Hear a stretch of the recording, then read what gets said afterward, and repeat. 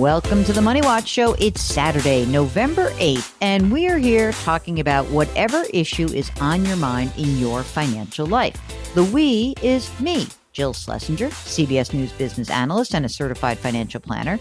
My co-host of this program is Mark Talercio, who is the executive producer of this show, of our sister broadcast, Jill on Money, which, by the way, you should subscribe to. He's also the executive producer of my radio show. He also runs the website. Sounds like you have more jobs than I have, Mark. It's a lot of Jill. It's a lot of Jill. It's too much Jill for anybody. More Jill. More Jill and more cowbell.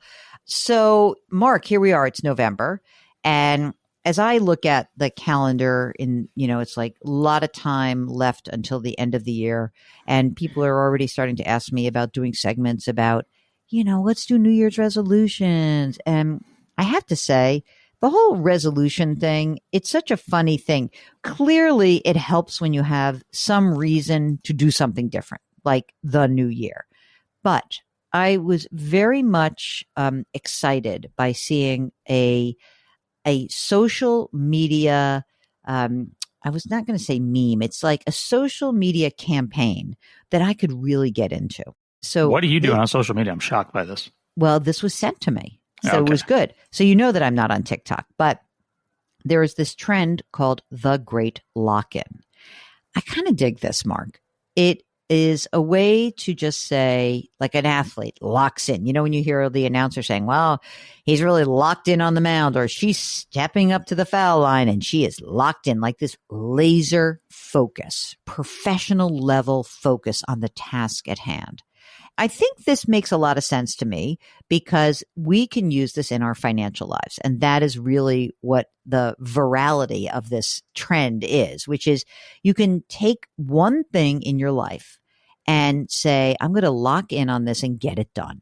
I think that one thing aspect of it, it makes it so much more doable. So in other words, I remember my first financial plan that I would develop for my clients, we're talking 30 years ago, was like this long plan. And there would always be like 10 or 12 things at the end that the client had to do. And they would sort of look at me. And I didn't really notice it at the time that their eyes had glazed over at around the third thing. And so it's just too much. I almost feel like we as human beings cannot focus so much on all these different things. So one at a time can really be helpful. What I thought would be fun here is that as we come into the last couple of months of the year would be for us to talk about locking in on something important in your life, in your own financial life. So we're going to play a segment that I did on CBS Mornings. The anchors are Vladimir Duthiers and Adriana Diaz. And we're going to talk about the Great Lock-In. And then on the other side of it, Mark and I are going to come up with a few different things that we think you might lock in beyond what I discussed on the show. So Mark, let's air the segment. I'm not familiar with all these TikTok trends. So what is this one? Okay, I love this so much because the Great Lock-In is essentially saying, why wait for some temporal moment? Why not lock in on something you want to do right now? We don't have to do it on January 2nd.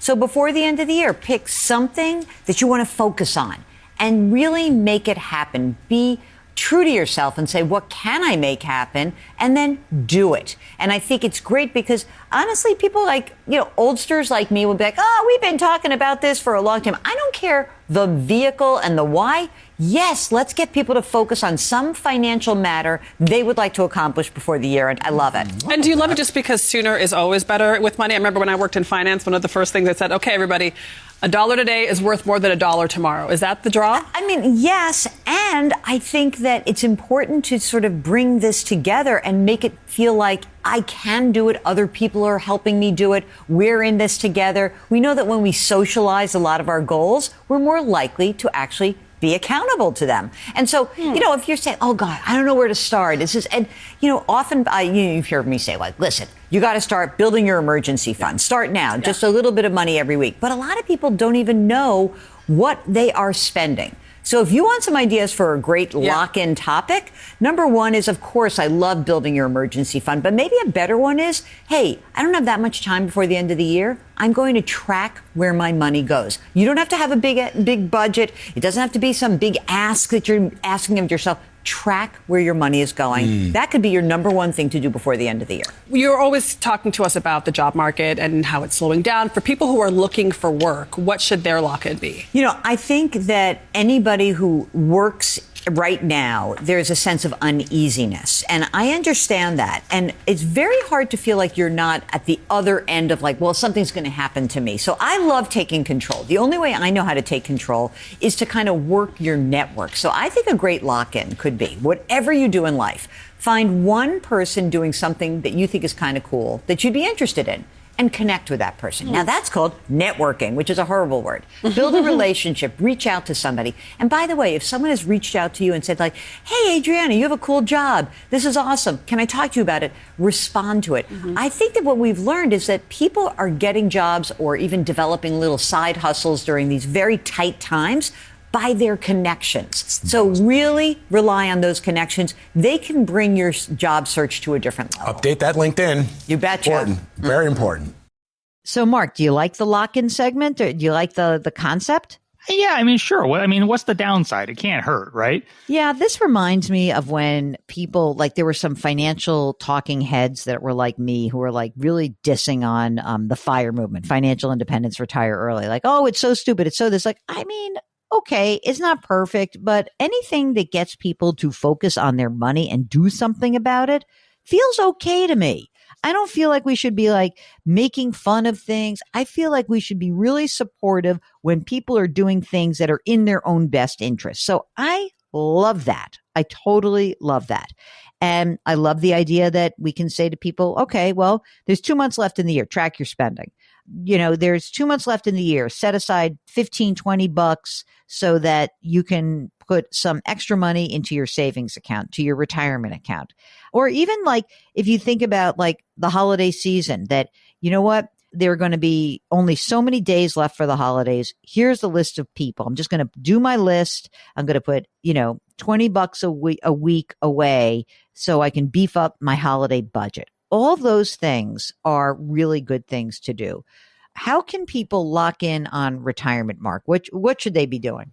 I always try to bring it back to myself, and I know not everybody can do this, but I try to keep it simple for us. We both have retirement plans, so we really focus on maxing those out. We both every year do a backdoor Roth IRA.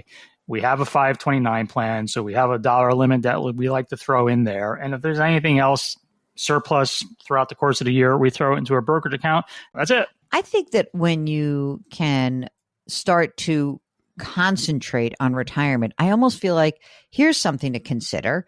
Look at your account, because you know what's funny? I feel like there's two ends of the spectrum. On one end, we have the people who are looking obsessively every day. They literally are every day looking at these accounts and driving themselves crazy, right? These are the people. Should I buy? Should I sell? What am I doing? No. Oh, there's going to be a crash. Oh, there's not. Okay, that's one group. But then there are the people who really don't do anything. So how about if you're looking at locking in when it comes to retirement? One thing to do is to look at what you are doing right now in your work-based plan, if you have one. And if things are okay, if you don't have debt, if like kind of your overall life is okay, why don't you just maybe increase your percentage into that retirement account? If you're not maxing out, increase it. Because for this year, your contribution limit is $23,500. If you're over the age of 50, you can actually put in an extra $7,500 or total of $31,000 this year.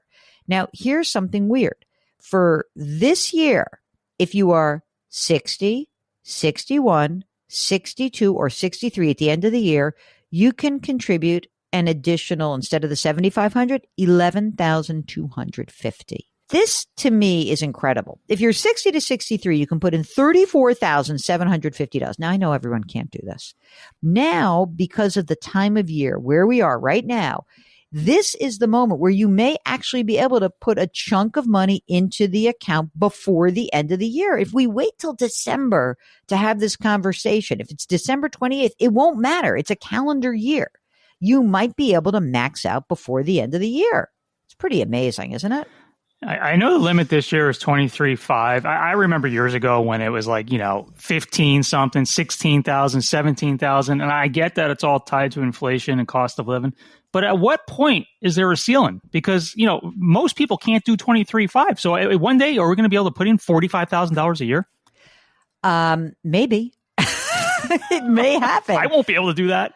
I mean, it may happen. Well, it's only can go up by so much. And, obviously, as you said, it's inflation linked. So if inflation kind of settles down and all of a sudden we don't have the same inflation increases, you won't put as much money away. But I do think the other thing to consider when you're looking at your retirement is what is your allocation? There are a lot of folks out there who are going to look at their accounts and say, I started the year in 70% stocks and 30% bonds. It may be out of whack. Maybe you have a lot more money that's in the stock market. I'm not saying you have to predict the top and the bottom, but you can just get your allocation back in line and do that. These are the things that we want you to lock in on, the things you have control over so that you are able to really put yourself in a position where maybe when you're doing your New Year's resolutions in a couple months, that what you're doing is you're just going to the next thing on your list. I like the idea of let's go, keep going, like one at a time. Let's keep doing it. That's I like the idea.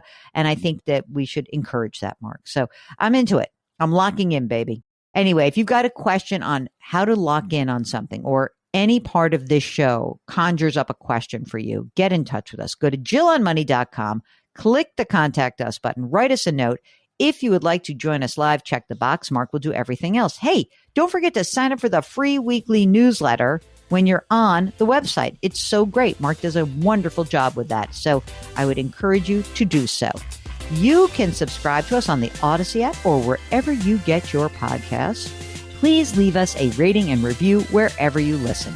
Mark Tolares here is the co-host and executive producer of this show, as well as all my other things in my life. He's also the web king of JillOnMoney.com. We drop our episodes on Saturdays and Sundays. Try to do something nice for someone else today. Change your work, change your wealth, change your life. Thank you for listening. We'll talk to you tomorrow.